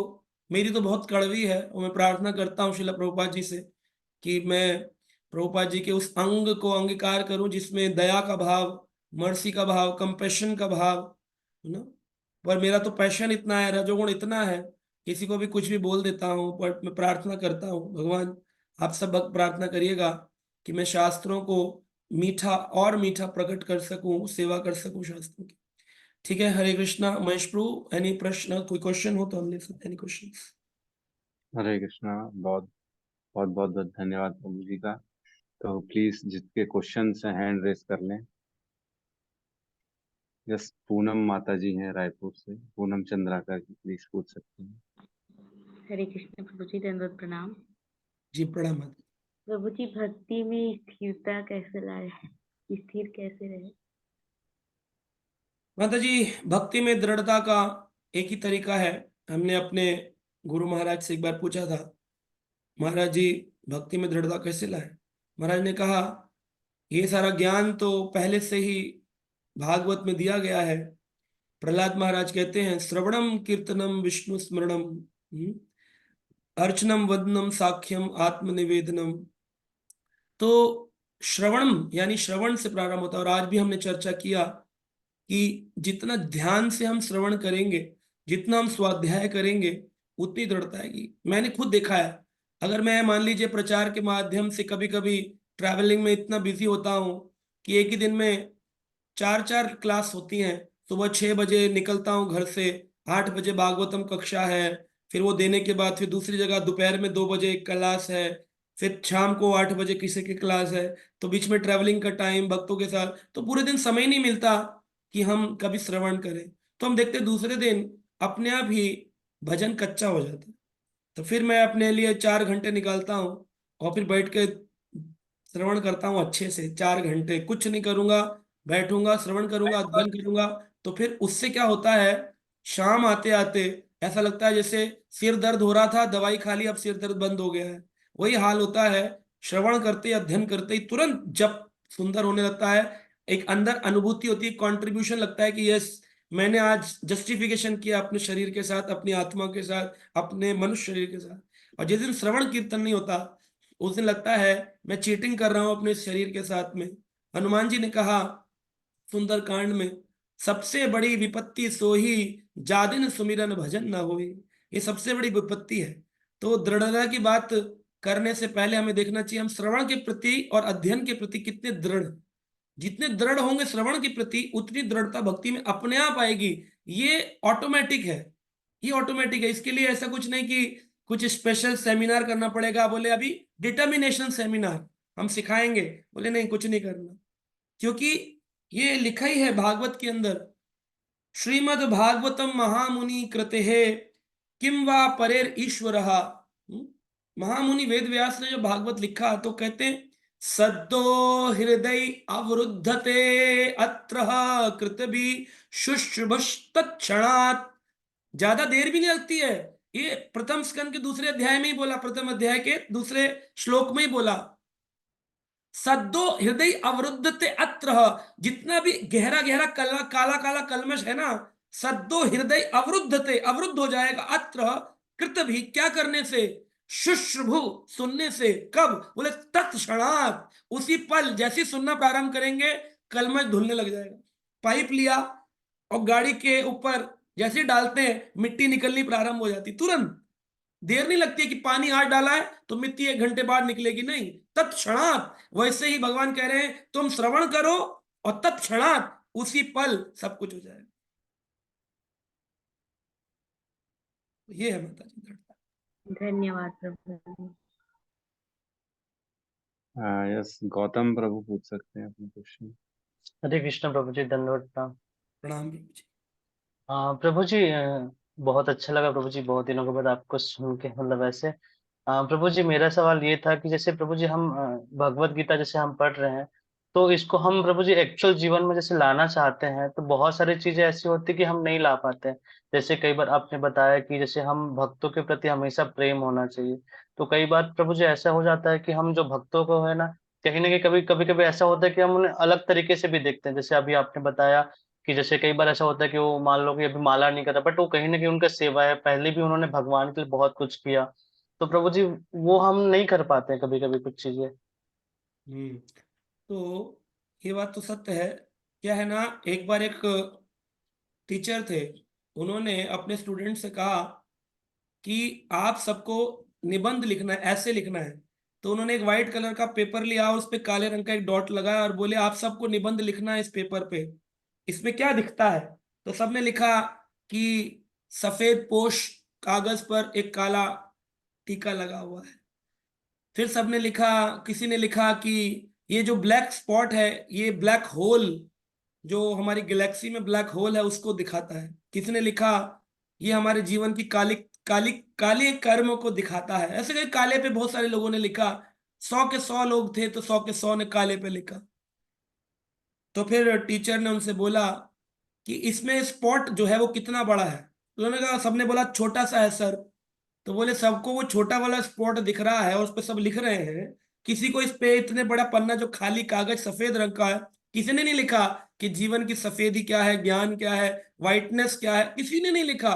क्योंकि हमारी दृष्टि ऐसी है कि हम फटाफट क्या ढूंढते हैं कि इसमें काला स्पॉट कहाँ है, काला स्पॉट कहाँ है। हम खुद छलनी होते हैं जिसमें बहुत छेद होते हैं, पर सुई अगर किचन में आए तो छलनी कहती है बाकी बर्तनों से, देखो देखो सुई आ गई, इसमें एक छेद है। बोले अपने में देखा है कभी छलनी में कितने छेद हैं? लेकिन छलनी कह रही है देखो देखो सुई में छेद। तो बहुत पुरानी कहावत है, बुरा जो देखन मैं चला बुरा न मिलिया कोई, जो मन खोजा आपनो तो मुझसे बुरा ना कोई। तो जब भी कभी किसी की दोष दिखे तो पहले चेक करना चाहिए कि मैं ऐसा इससे अच्छा हो गया क्या? वो गाता है, वो कीर्तन करता है, वो ऐसा करता है, क्या मैं करता हूँ? मैं तो ऐसा करता नहीं। मेरे पास कोई सेवा नहीं है, मैं सुबह उठ के माला कर लेता हूँ और मैं उसे बोल रहा हूँ वो आ नहीं रहा, वो पता नहीं सुबह 2:30 बजे उठ के कर रहा हो, रात को कर रहा हो, वो पूरी रात कर रहा हो, मैं कैसे, वो 64 माला करता हो इसलिए वो नहीं कर रहा है? हम कैसे किसी को जज कर सकते हैं? इस ग्रेस राधे श्याम प्रभु बता रहे थे, बोले पुणे में एक डिवोटी के पैर में एक्सीडेंट होने के कारण चोट लग गई। तो उसने अपने काउंसलर से पूछा कि प्रभु जी मैं दंडवत नहीं कर पा रहा हूँ। उन्होंने कहा कोई बात नहीं है, तुम मत करो, जब ठीक हो जाओ तब कर लेना, इट्स ओके। तो उसने अपने अथॉरिटी को बताया, लेकिन बाकी लोग उनको प्रणाम नहीं करता था। तो बाकी लोगों को तो नहीं पता पैर में चोट लगी, दिख नहीं रही है, प्लास्टर बंधा होता तो दिखता, लेकिन प्लास्टर नहीं बंधा, चोट लगी है, फिर उसका लिगामेंट फट गया है, दिख नहीं रहा, कपड़े पहने हुए हैं और प्रणाम नहीं कर रहा, तो लोग निंदा करने लगे। आजकल देखो 2 लेक्चर क्या देने लग गए, प्रणाम करना बंद कर दिया। अब वो व्यक्ति को बड़ा बुरा लग रहा है कि लोग मेरी निंदा कर रहे हैं, वो बता भी नहीं सकता, क्योंकि काउंसलर ने कहा ज्यादा लोगों को बोलोगे तो लोग फिर आपको फिर वो दया की भावना से देखेंगे। तो ठीक है, तो मेरे को ऐसी कोई दया की जरूरत भी नहीं है, तुम चुप रहो। तो सुनना पड़ता है, तो टॉलरेट करना चाहिए। और दूसरे का दोष जब दिखे तो अपने को स्थान पर रखकर देखना चाहिए, मुझ में कितने दोष हैं। मैं तो छलनी हूँ, मैं सुई को क्या देख रहा हूँ उसमें छेद। तो तुरंत जब ऐसा करते हैं तो पता चलता है हाँ हाँ, अपने से घृणा होती है कि मैं क्या दूसरे को देख रहा हूँ, पहले अपने को। हम सेल्फ रियलाइजेशन के लिए आए हैं यहाँ, अपने बदलाव के लिए, कि दूसरों के बदलाव के लिए आए थे पहले दिन, है ना? आए थे तो पहले दिन यही आए थे कि how will I change my life, मैं अपना जीवन कैसे बदलूंगा, भगवान का भक्त कैसे बनूंगा। और फिर लग जाते हैं दूसरे भक्त नहीं बन रहे। अरे दूसरे बने बने ना बने, मैं अपनी यात्रा में हूं ना, मुझे अपनी यात्रा पे फोकस करना चाहिए। बहुत बहुत धन्यवाद। यस, अर्चना माता जी पूछ सकते हैं। हरे कृष्णा प्रभु जी, प्रणाम। प्रणाम। भगवत गीता के जो 3रा अध्याय का जो 18वां श्लोक है, उसमें भगवान बोलते हैं कि स्वरूप सिद्ध व्यक्ति है, उसको अपने नियत कर्म करने की जरूरत नहीं होती है और उसको उसके लिए कुछ भी कर्तव्य नहीं होता है, वो किसी जीव पर निर्भर भी नहीं रहता है। तो प्रभु जी, स्वरूप सिद्ध व्यक्ति कैसा होता है? स्वरूप सिद्ध का मतलब होता है जिसका आश्रय केवल एक है, गोविंद। उसके अनेक आश्रय नहीं है, है ना। जिसके अनेक देवी देवता हैं, माता पिता हैं, सास ससुर हैं, पड़ोसी हैं, जिसने बहुत आश्रय ले रखे हैं, है ना। और वो उसके जन्म अनेक अनेक आश्रय हैं। वो व्यक्ति को कर्तव्य करने पड़ते हैं संसार के लिए, क्योंकि उसके आश्रय अनेक है। ये बुरा ना मान जाए, वो बुरा ना मान जाए, है ना? जब लेकिन उसका आश्रय एक हो, स्वरूप सिद्ध का मतलब ही है जिसका आश्रय केवल एक है, कृष्ण, अन्य कोई और आश्रय नहीं है। तो वो व्यक्ति के लिए फिर और कोई कर्तव्य नहीं रह जाते हैं। ये बात सुखदेव गोस्वामी ने परीक्षित को बताई कि हे सुखदेव गोस्वामी कह रहे हैं कि परीक्षित, जिस व्यक्ति ने भगवान कृष्ण की शरण ली है, ये आत्मा शरणम शरण्यम, अगर वो आदमी ने उनकी शरण ली है जिसकी शरण में सारे देवता जाते हैं, ये आत्मा शरणम शरण्यम गतो मुकुंदम परिहत करतम, अगर उसने मुकुंद भगवान कृष्ण का एक आश्रय ले लिया तो उसने सारे कर्तव्यों को पूर्ण कर लिया। नायम ऋणी च राजना, हे राजन, फिर वो किसी का ऋणी नहीं रहता है, ना पितरों का, ना ऋषियों का, ना वो फिर अपने पूर्वजों का, ना परिवार की। लोग बोलते हैं ना, भक्त बन गए तो जिम्मेदारी नहीं देखोगे। अभी कोई ब्रह्मचारी बन गया और माता पिता को छोड़ गया तो उसने तो अपनी जिम्मेदारी छोड़ दी, तो उसको तो पाप लगना चाहिए, रिस्पॉन्सिबिलिटी से भाग गया। माँ बाप बूढ़े बूढ़े ही लाठी का सहारा था, बच्चा मंदिर में बैठ गया जाकर के, उस पर तो अपराध और पाप लगने चाहिए थे, उसको तो नरक में जाना चाहिए था, माँ बाप की सेवा नहीं करता। लेकिन उसने क्या किया, गतो मुकुंदम, मुकुंद की शरण में चला गया, परिहत कर्तम, फिर उसके सारे कर्तव्य समाप्त हो गए। अब उसको कोई पाप नहीं लगेगा, बल्कि वो अपने परिवार का उद्धारक बन जाएगा, 13 पीढ़ियों 21 पीढ़ियों का उद्धार करेगा, केवल एक भक्त बन जाने मात्र से। तो ऐसा जो व्यक्ति जिसका एक आश्रय हो, उसे स्वरूप सिद्ध कहते हैं। जिनके अनेक आश्रय हैं, फिर उनको कर्तव्य निभाने पड़ते हैं। एक बार किसी ने मुझसे बोला, प्रभु जी, हम जाते हैं अपने रिलेटिव के घर, तो वो लोग प्यार से प्रसाद खिलाते हैं, कैसे मना करें। मैंने कहा, आप उन्हें प्यार से माला करने को बोलो, वो करते हैं? कह रहे नहीं, वो तो नहीं करते। मैं कहा, तो फिर आप प्यार से खाना मत खाओ। जब वो आपका प्यार नहीं देख रहे तो आप उनका प्यार क्यों देख रहे हो? या तो दोनों तरफ से प्यार हो, कि भाई वो उन्होंने प्यार से खाना खिलाया, मैंने प्यार से माला कराई, तो चलो ठीक है, माला कराई तो मैंने, चलो आज थोड़ा पाप खा लिया, कोई बात नहीं, क्योंकि उसने माला तो करी। लेकिन वो माला नहीं करने इतना दृढ़ है कि नहीं नहीं ये तो नहीं करेंगे जी, तो फिर आप उनका प्यार क्यों देख रहे हो? क्योंकि आपकी अन्य अन्य शरण है कि ये बुरा ना माने, वो बुरा ना माने। तो मैंने कहा, अगर कृष्ण बुरा मान गए तो क्या होगा? कृष्ण बुरा मान गए कि तुमने भोग लगा के नहीं खाया, तो फिर क्या होगा? तो फिर चुप हो गए, बोले बात तो ठीक है। मैं कहा, बस ठीक ही बात करनी चाहिए, फिर चुप हो। तो ये है, उसी स्वरूप से दिखाते हैं, फिर उसके लिए और कोई कर्तव्य बचते नहीं है। यस, राहुल प्रभु जी पूछ सकते हैं। हरे कृष्ण प्रभु जी, दंडवत प्रणाम। जी प्रणाम। सबसे पहले प्रभु जी आपका बहुत बहुत धन्यवाद, जो आप 1 साल पूर्ण होने के उपलक्ष्य में हम लोग को संग प्रदान किए, उसके लिए बहुत बहुत धन्यवाद प्रभु जी। कमाल प्रभु जी का भी बहुत बहुत धन्यवाद जो हमारे साथ जुड़े। प्रभु जी, मेरा एक क्वेश्चन था और एक आपसे सुझाव चाह रहा था।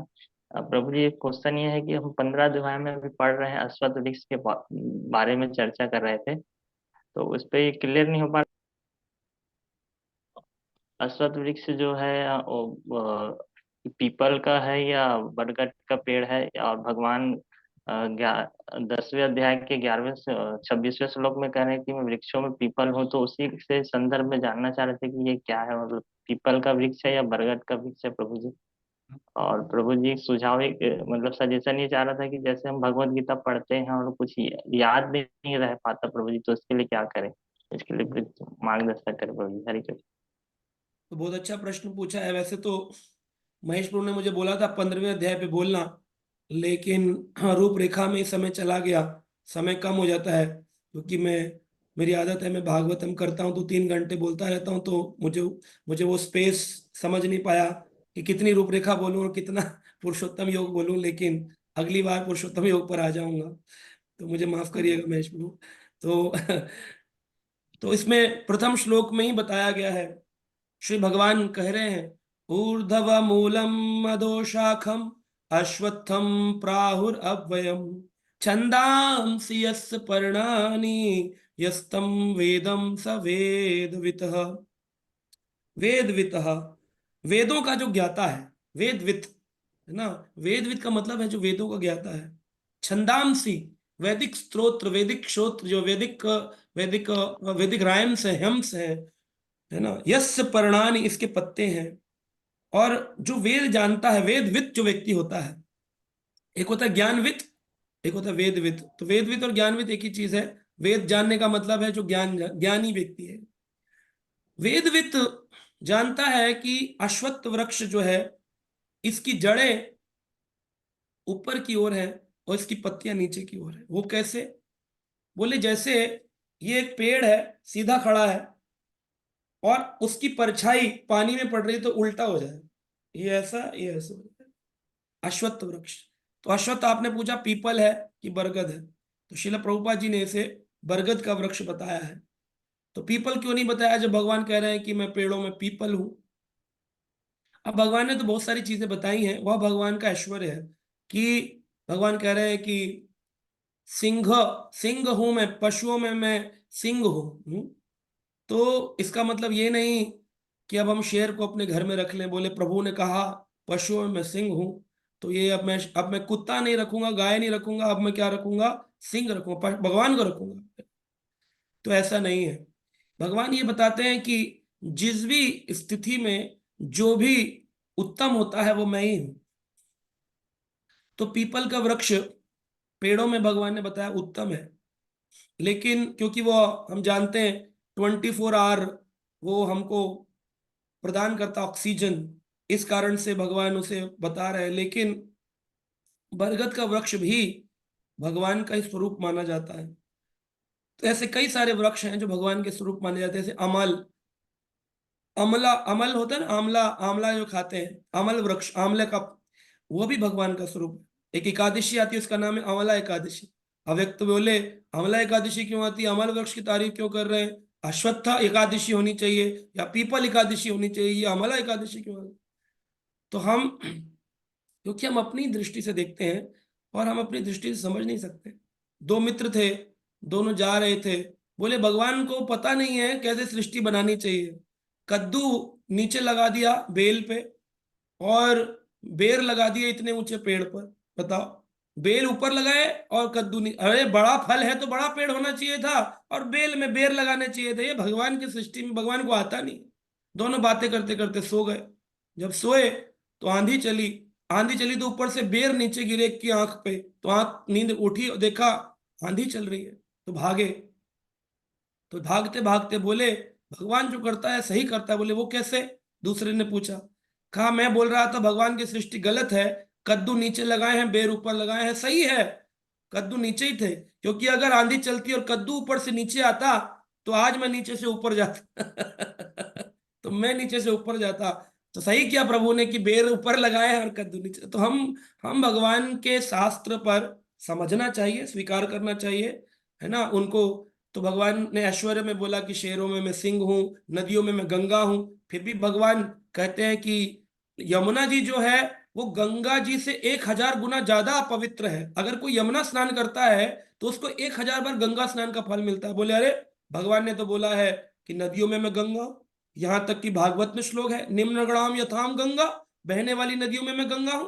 फिर भी भगवान यहां पर बोल रहे हैं कि यमुना श्रेष्ठ। तो कई बार ऐसे प्रश्न उठाए जाते हैं, जैसे 4 धाम। बोले 4 धाम में द्वारका, रामेश्वरम, बद्रीनाथ, जगन्नाथपुरी, वृंदावन नहीं आता धाम में, तीर्थ में भी नहीं आता। तो वृंदावन चला गया भगवान से बोलने, बोला भगवू सारी लीला हमारे यहाँ करी, है ना, और सारी लीला करके 4 धाम की टोपी पहना दी। रामेश्वरम को, जगन्नाथपुरी, बद्रीनाथ, हाँ, मुक्तिदात, जगन्नाथपुरी, तीर्थ बना दिया काशी, अयोध्या। हमारे को कोई नहीं, न प्रयागराज, न इलाहाबाद, कुछ नहीं, हमको कोई टोपी नहीं मिला, कोई ताज नहीं पहनाया। भगवान हंस के कहते हैं ओ वृंदावन, सब तो कंपटीशन में लगे हुए हैं कौन आगे कौन पीछे, लेकिन तुम तो मेरा घर हो। ये तो मेरा निज धाम, वृंदावन तो मेरा घर है। अपने घर को कौन कंपटीशन में लगाता है? कंपटीशन तो दूसरे लोगों में होता है। जो लोग कंपटीशन ऑर्गेनाइज करते हैं उनके बच्चे अगर जीत जाएं तो बाकी लोग बोलेंगे अरे अपने बच्चे को प्रमोट करने के लिए कंपटीशन जिता दिया। तो जो टीचर है उसके लिए क्लॉज होता है कि उसका बच्चा परिवार का सदस्य पार्टिसिपेट नहीं करेगा कंपटीशन में, तो तुम वृंदावन मेरा परिवार हो, मेरा घर हो, अपने घर को कैसे लगा दूं। तो इस तरह कई सारी चीजें हमको देखने को मिलेंगी जो ज्ञान से नहीं समझी जा सकती लेकिन भक्ति से समझी जा सकती। इसलिए यह वृक्ष अश्वत्थ वृक्ष है, जो कि बरगद का वृक्ष है। इसकी सीधा आध्यात्मिक लोक में सीधा है, लेकिन भौतिक जगत क्योंकि परिछाया है तो इसमें उल्टा है। तो जब आप परछाई में देखें और आपको पत्ते तक जाना हो, तो पानी में नीचे नीचे नीचे नीचे नीचे पत्ते और फल तक जाने के लिए बहुत नीचे जाना पड़ेगा, तब आपको वो पत्ता और फल की परछाई को पकड़ पाएंगे। ऐसे ही जो व्यक्ति इस भक्ति में, इस भगवान के भजन में जितना अपने आप को नीचे नीचे नीचे नीचे ले जाएगा, ऊपर के लोक में उतना ऊंचा ऊंचा ऊंचा ऊंचा होता चला जाएगा। और जो व्यक्ति अपने आप को इस संसार में मैं ऊंचा ऊंचा ऊंचा ऊंचा बनूंगा, भगवान के संसार में उतना नीचा नीचा नीचा नीचा होता जाएगा दृष्टि में। यही है अश्वत्थ वृक्ष की परिछाया, यही देखना है। तो वैदिक ज्ञान में जितना गहरा घुसेंगे उतना ज्यादा पाएंगे। गहरा घुसने का मतलब क्या है, जितने नीचे विनम्र बनेंगे उतना ज्यादा वैदिक ज्ञान पकड़ पाएंगे। जितने अपने आप को अहंकार में ऊंचा उठाएंगे उतना वैदिक ज्ञान से विहीन हो जाएंगे। ये समझना है इसकी।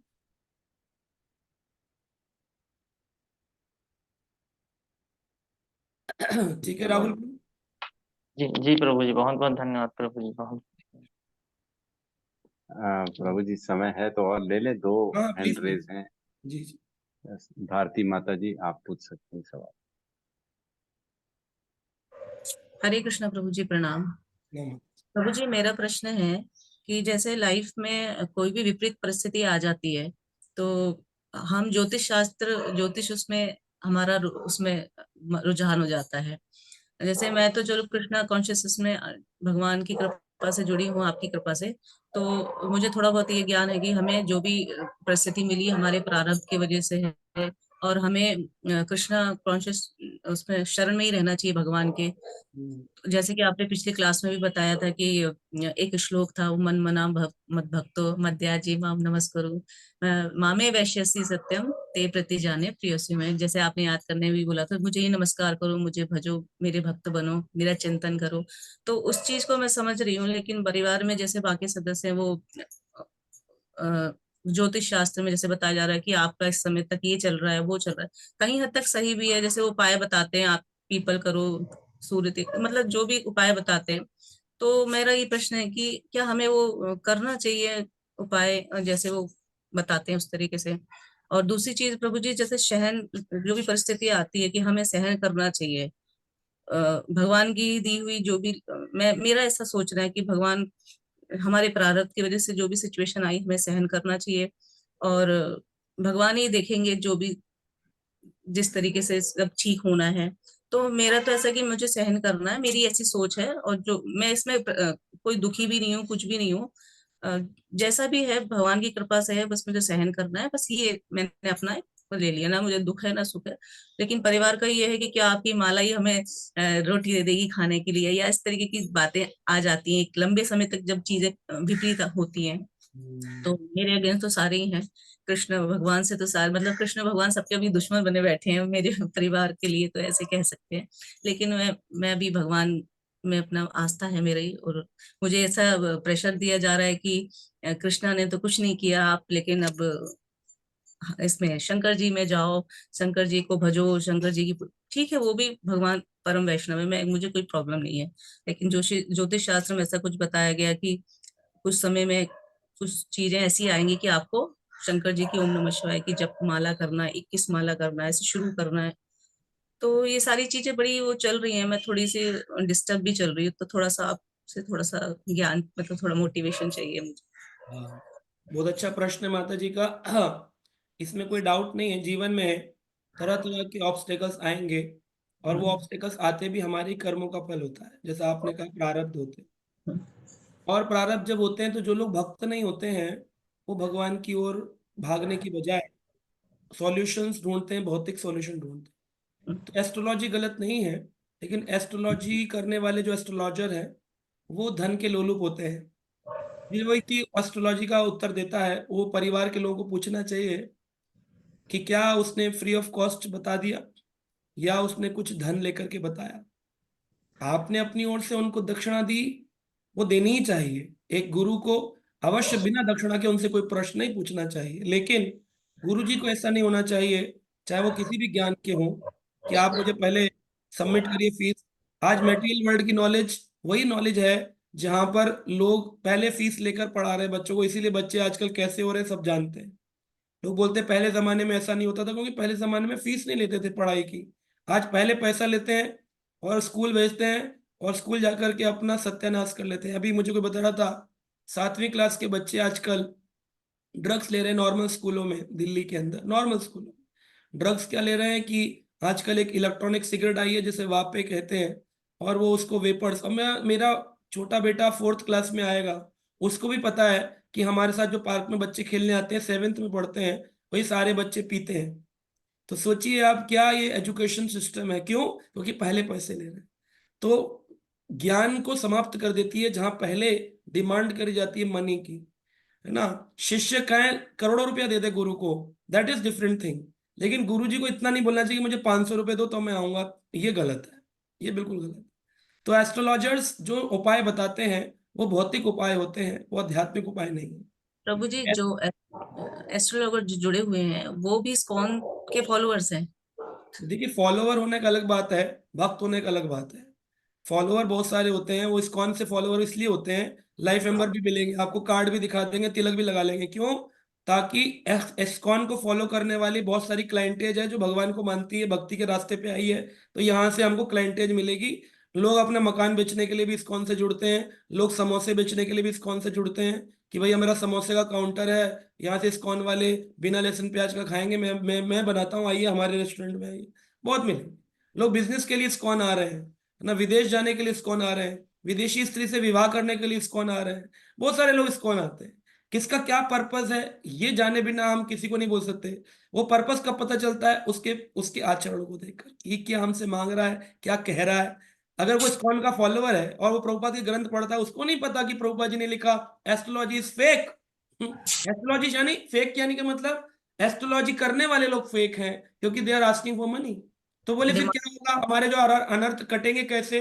बोले भागवत में प्रथम स्कंद के 7वें अध्याय के 6 नंबर श्लोक में बताया गया है, अनर्थ उपशमनम साक्षात भक्ति योगेम अधोक्षजे।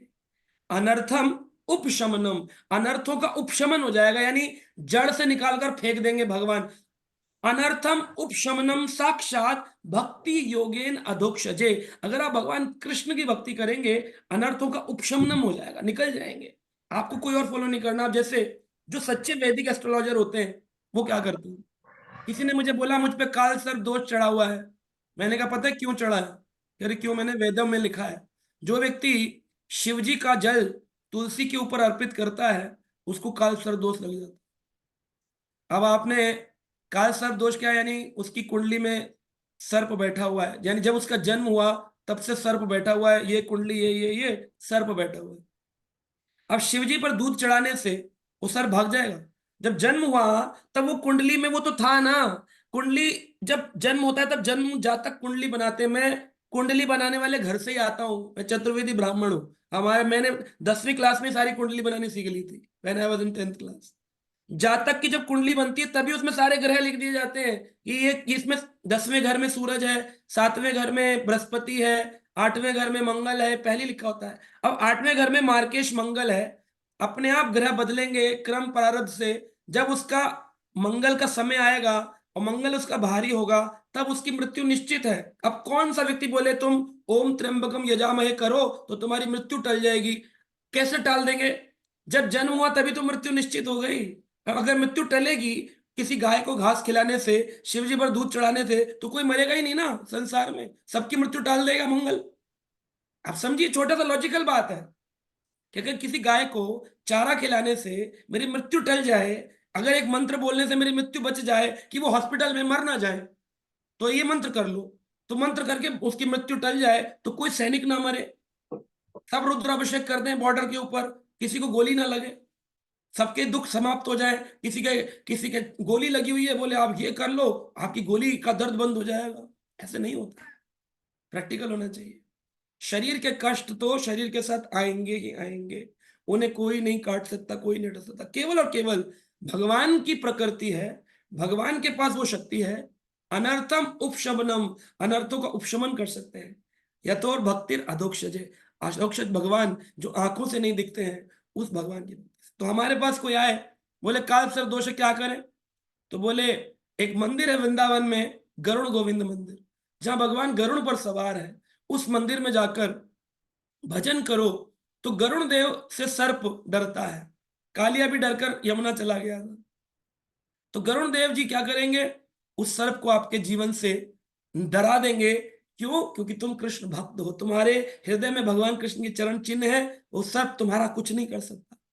रहेगा तो सर्प, क्योंकि वो काल सर्प दोष तो बचपन से लगा है। कितना ही दूध चढ़ा लो, 12,000 रुपए का अभिषेक कर लो, है ना, खूब खूब सारी पूजा कर लो, कुछ नहीं होगा।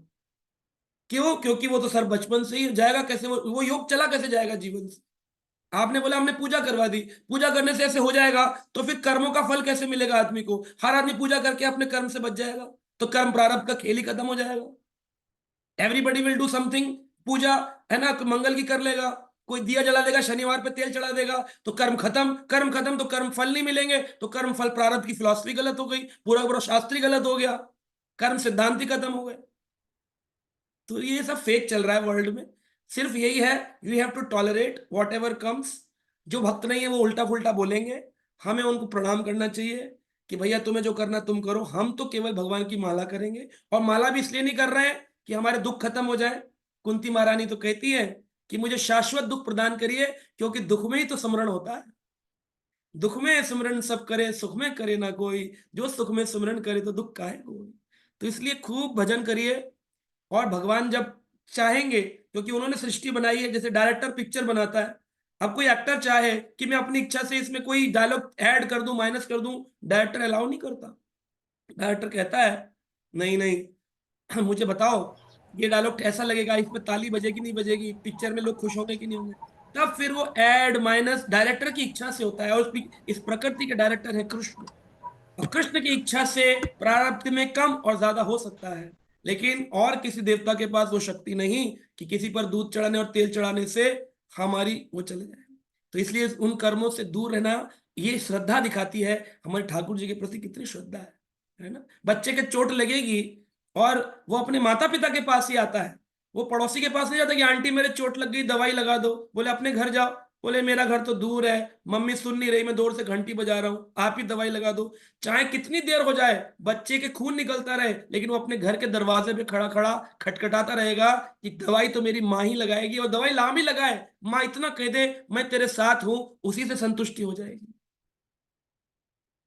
प्रभु जी, जैसे परिवार में एक प्रेशर हो जाता है कि वो तो जुड़े नहीं है, करना ही करना है, उस परिस्थिति में क्या करें? उनको बोलिए वो करें, वो कर ले, वो करते रहे, और उनको उससे संतुष्टि मिलती है तो दे कैन डू, है ना। मेरे भी आपको भी परिवार बहुत मतलब सारे मुझे लोग हैं, प्रेशर बनाते हैं, बहुत सारी चीजें बोलते हैं, मैं उनको करना बोलता हूँ तुम करो, मैं तो नहीं करूंगा। नहीं, वो फिर कलेश वाली बात हो जाएगी कि भाई। ये अगर कलेश वाली बात होती है कि भाई तलवारें निकल गई हैं और मारकाट हो रही है, तो ऐसी स्थिति में फिर आप चले जाइए शिव जी के मंदिर में और उनसे बोलिए कि जब भी जो भी क्रिया कर रहे हैं, जल चढ़ा रहे हैं या तेल चढ़ा रहे हैं, तो बोलिए प्रभु मेरा हरि भजन बढ़ाइए। उनसे ये मत मांगिए कि मेरे कष्ट दूर करिए। आपको क्या हाँ पता मन में आपने क्या मांगा, परिवार को हाँ बोलिए। हाँ, ये तो मैं मन में करती हूँ। ठीक है प्रभु जी, हरे कृष्ण, धन्यवाद।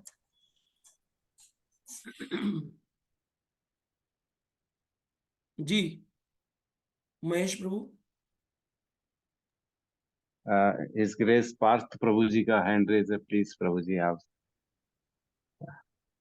आपको दंडवत प्रणाम। प्रभु जी म्यूट है आपका, आवाज नहीं आ रही।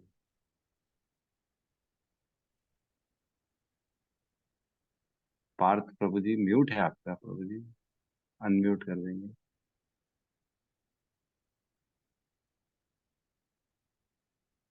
अनम्यूट नहीं हो रहा।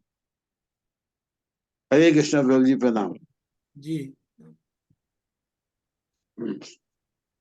प्रभु जी, हिज ग्रेस प्रशांत मुकुंद प्रभु जी, आपको सादर प्रणाम। आज का lecture on a different level गया ये फॉर द भक्त ऑफ रायपुर। और मेरा एक क्वेश्चन नशरानी प्रभु जी से है, वो मैं प्रभु जी आपको वीडियो कॉल करूंगा अभी इसके बाद। So we'll discuss there. Thank you. जी प्रभु जी, ठीक है। हरे कृष्ण। प्रभु जी एक लास्ट क्वेश्चन ले सकते हैं जी जैसा आप हैं? जी ठीक है, अनिल प्रभु जी पूछ सकते हैं अपना प्रश्न। हरे कृष्ण प्रभु जी, दंडवत प्रणाम। बहुत अच्छा लगा प्रभु जी, आपका सानिध्य मिला और समय कम है तो बस शॉर्ट में मैं बात करूंगा प्रभु जी। प्रभु जी, भगवत गीता में एक श्लोक है 7वें अध्याय के 19 में, जिसमें भगवान कृष्ण कहते हैं, बहुनाम जन्म नामन्ते ज्ञानवाप्ना प्रपद्यते वासुदेव सर्वमिति समात्मा सुदुर्लभ। तो प्रभु जी, हम जानते हैं कि जो 3 चीजें बहुत महत्वपूर्ण है, एक होता है मनुष्य, मतलब बोलते हैं कि बहुत दुर्लभ है मनुष्य, उसमें भी आपको भक्ति मिले, ये भी अति महत्वपूर्ण है और बहुत दुर्लभ है। और एक होता है प्रभु जी कृष्ण भक्ति। तो मैं ये जानना चाह रहा हूँ प्रभु जी, कृष्ण भक्ति कितना दुर्लभ है, जो इसको बोलते हैं बहुत दुर्लभ है। कृष्ण भक्ति मतलब जिनको मिला वो सुदुर्लभ है। तो इसको मैं और अच्छे तरीके से समझना चाहता हूँ प्रभु। तो हमारे इतने जन्म होते हैं जितनी समुद्र के किनारे धूल के कण होते हैं, समुद्र में रेत होती है, उसमें कणों को कोई काउंट कर सकता है? कोई काउंट नहीं कर सकता, इतने कण होते हैं। इतने कण बताए गए हैं, हम योनियां बदल चुके हैं, करोड़ों करोड़ों जन्म ले चुके हैं, कभी 84 लाख योनियां, 84 तो प्रकार है, एक एक प्रकार के बार हम हजारों बार एक एक योनि में आ चुके हैं। तो बहुत बहुत जन्मों के बाद जो व्यक्ति भगवान के शास्त्र पढ़ने की प्रति रुचि रखता है, भगवान से प्रीति करने की रुचि रखता है, भगवान के हरिनाम में रुचि रखता है, वह एक जन्म में नहीं कई जन्मों में धीरे धीरे बढ़ता है। इस सांप सीढ़ी के गेम में जब आप बढ़ते हैं तो 0 से शुरू करके आपको 100 तक जाना होता है। जब आप 100 पर पहुंचते हैं तब आप गेम के विजेता होते हैं। लेकिन उस गेम तक जाने में कई बार आपको सांप के द्वारा डसने पर नीचे भी आना पड़ता है, और फिर सीढ़ी पकड़कर आपको कभी कभी ऊपर भी जाना पड़ता है। तो सर्प जो अब बीच में आते हैं सांप सीढ़ी में, ये हमारे लाइफ के प्रॉब्लम्स, जो हमारी को भक्ति में हमारे पाप, हमारे अनर्थ, हमारे द्वारा किए गए अपराध, जो हमको चलती गाती गाड़ी को नीचे पटक देते हैं। और सीढ़ी किसी शुद्ध भक्त का संग पाना, जो हमारी चलती गाड़ी में फोर्स लगाता है और तुरंत हमको एक लाइन से दूसरी लाइन पर पहुंचा देता है, तुरंत। लेकिन जब तक 100 पूरा नहीं होगा तब तक भगवत धाम नहीं मिलेगा। तो हमारा प्रयास यही है कि एक जन्म में तो होने वाला नहीं है, और एक जन्म में आपको भी ये संग नहीं मिल गया कि गीता रोज सुनने को मिल रही है, गीता पढ़ रहे हैं, भक्तों का संग मिल रहा है, ये एक जन्म का नहीं। पिछले जन्मों में कुछ प्रतिशत बढ़े, फिर सर्प ने दशा, मृत्यु आई, फिर नीचे पटक दिया, फिर कुछ दिन भौतिक संसार में चले, फिर 15-20 साल, 20-21 साल, 25-30 साल निकल गए, फिर भक्तों का संग मिला। अब भक्तों का संग फिर से हर सीढ़ी चढ़ के फिर ऊपर आए हैं। अब बचकर चलना है कि न जाने कब कौन सा सर्प मुंह खोले बैठा हो। हमने दोष दृष्टि करी, भक्त का अपराध किया, सर्प डसेगा, उठा के फिर नीचे लाइन में फेंक देगा, फिर प्रयास करेंगे, भक्तों का संग करेंगे, फिर सीढ़ी चढ़ाएंगे। तो ये कई जन्मों के प्रयास के बाद जब 100 जिस दिन पूरा हो जाएगा उस दिन भगवान की प्राप्ति होती है। और ये 100 पूरा होने से पहले तो अलग अलग लेवल पे जो डिवोटीज होते हैं, जिनकी श्रद्धा अधिक है, वो समझ लीजिए आखिरी लाइन में चल रहे हैं। जिनके बोलने से, जिनके मिलने से, जिनके चलने से लोग भक्त बन जाते हैं, वो आखिरी लाइन में चल रहे हैं। आखिरी 2 लाइनें जो है सांप सीढ़ी की, 80 से लेकर 100 के बीच में। जो 80 से लेकर 60 के बीच में चल रहे हैं, ये वो लोग हैं जिनके देखने से लोग भक्त नहीं बनते, लेकिन जिनके बोलने से लोग भक्त बन जाते हैं। 60 से लेकर 40 के बीच में वो लोग हैं जिनके ना देखने से लोग भक्त बनते हैं, ना बोलने से भक्त बनते हैं। वो खुद भक्त बन जाए वो बड़ी बात है। 40 से लेकर के 20 के बीच में वो भक्त हैं जो अब भक्ति करने की प्रेरणा पा रहे हैं, और वो कोशिश कर रहे हैं, स्ट्रगल कर रहे हैं कि वो ढंग से माला कर सके। और जो 0 से लेकर 20 के बीच में लोग हैं, वो लोग वो हैं जो अभी इस संसार में आए हैं और वो छोटे मोटे पुण्य कर रहे हैं कि चलो हरिद्वार चले गए, वृंदावन चले गए, घुमाए, दर्शन कराए, बांके बिहारी लाल की जय करके वापिस आ गए तिलक लगा के, कुछ दान पुण्य कर लिया। तो ये अलग अलग कैटेगरी है। तो हमको अपनी स्थिति समझना चाहिए, अभी लगभग इस कैटेगरी पे हूं मैं और मुझे 100 तक जाना है, तभी भगवान मिलेंगे। इस कैटेगरी से ऊपर जाने के लिए दोनों चीजें मिलेंगी, सर्प रूपी अपराध करने के मौके मिलेंगे और सीढ़ी रूपी भक्तों का संग करने का मौका मिलेगा। मुझे देखना है सर्पों से बचते हुए, सीढ़ी पकड़ते हुए ऊपर बढ़ना है। 100 वाली लाइन में पहुंचूंगा, उसी दिन भगवत धाम की प्राप्ति हो जाएगी। तो इस मनुष्य जीवन का उपयोग, जो कि रेत के कणों के मध्य एक बार मौका मिला है, न जाने वो रेत का कण मिस हो गया तो ढूंढ नहीं पाएंगे रेत में वो कण कहाँ गिर गया, कौन सा कण था, फिर दोबारा कब मिलेगा मौका, we don't. That is why we should try hard and hard in this life, this time complete the business. जी प्रभु जी, बहुत बहुत धन्यवाद Prabhu. Okay, Mahesh Prabhu, thank you so much. Yes Prabhu ji, बहुत बहुत धन्यवाद प्रभु जी, आपने हमको समय दिया और आपका संग मिला। We always miss your association, और पता नहीं क्यों मेरा तो बहुत दिनों से ऐसा लग रहा है आपका एक बार जाकर संग करूं, आऊं, मिलूं, आपका जाइए। आशीर्वाद ग्रहण करूं। हाँ जी, हाँ जी, बहुत सारी कथाएं होती है, यात्राएं होती है, कहीं समय निकाल कर आ जाइए। जी जी बिल्कुल पक्का। और मैं सबसे रिक्वेस्ट करूंगा कि एक बार प्रभु जी का हम हरे कृष्ण चैंटिंग करके, जोरदार चैंटिंग करके उनका अभिनंदन करें, क्योंकि इनके पास समय रहता नहीं, बड़ी मुश्किल से समय देते हैं प्रभु जी। Thank you very much for your association. Please chant loudly for Prabhu ji. Hare Krishna Hare Krishna Hare Hare Ram Hare Ram Ram Ram Hare Hare Hare Krishna Hare Ram Hare Ram Ram Ram Hare Hare. जय गणराज भगवत गीता की पाद की जय।